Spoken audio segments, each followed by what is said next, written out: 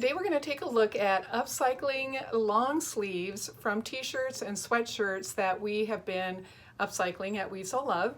So I started out, here is my big stash from our fabulous harvesting team. They come and pick up stacks of shirts and take them home. And they bring them back all nice and tidy. The neckbands are taken off. Sometimes they've taken these sleeves off for us. They put the neckbands and the comfort strips all in these nice little organized bags for us so that we can reuse them when we're doing projects like this. So anyway, I'm going to show you the sample I tried before starting the video. And it is made from a pair of sweatshirt sleeves. So this is how they look, and I did, because we're always looking for something that is a sustainable project. In other words, we operate 100% on donations. Nobody in our organization gets paid. I don't get paid. I don't have a bookkeeper who gets paid. I don't have, a secretary who gets paid. We all do this for the love of the children, right? And anyway, so therefore, we really try hard to make good use of the supplies we get that people donate to us. And things like elastic are, that's pretty hard to upcycle elastic, and getting donations for it is not as dependable. We do get them, and thank you for that, but they're not as dependable. So my thought was, make this with a drawstring, and the drawstring is actually made from a 1 1/4 inch cut on the stretch direction of a t-shirt, which coincidentally happened, the length of it was exactly half, so like just the front side of a t-shirt, and we get a lot of those from the ladies who make t-shirt quilts.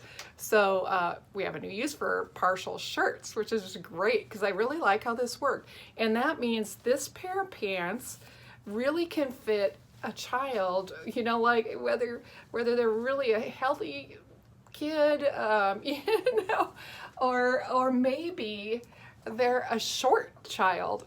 So they might be older. This is a size 4.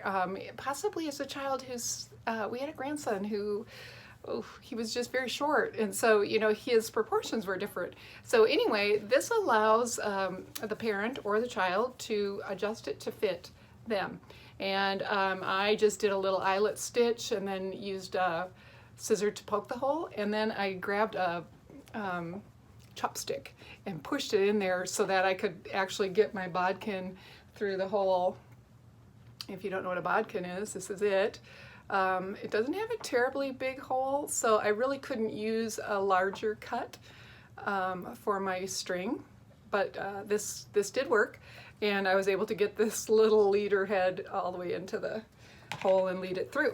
So anyway, what I did was go to the thrift store, and I looked at their cheapest discounted items and found some pants or bottoms. I wasn't really worried about exactly what they were as much as I was looking for sizes. So I grabbed a size 2T, 3T, and a 4T.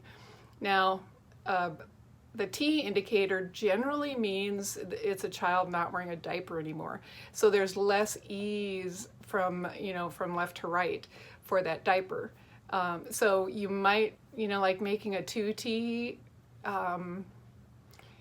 you might want to just make a regular 2 that accommodates a diaper. Just, most kids won't care if it's a little bit bigger when they're wearing it, but if it's too tight for a child who's still wearing a diaper, then it makes it not as usable out there on the mission field. So anyway, my thoughts on that. So I'm going to reorient the camera, and we're going to take a look at the way I came up with the cut. How do you cut that t-shirt sleeve? And I'll apologize. There's a lot of discussion about it, only because I want you to understand, so that you don't end up with a pair that just does not fit. And I don't know if any of you have ever had a pair of like yoga pants where they just don't feel great. And usually that comes down to issues I'm going to discuss next.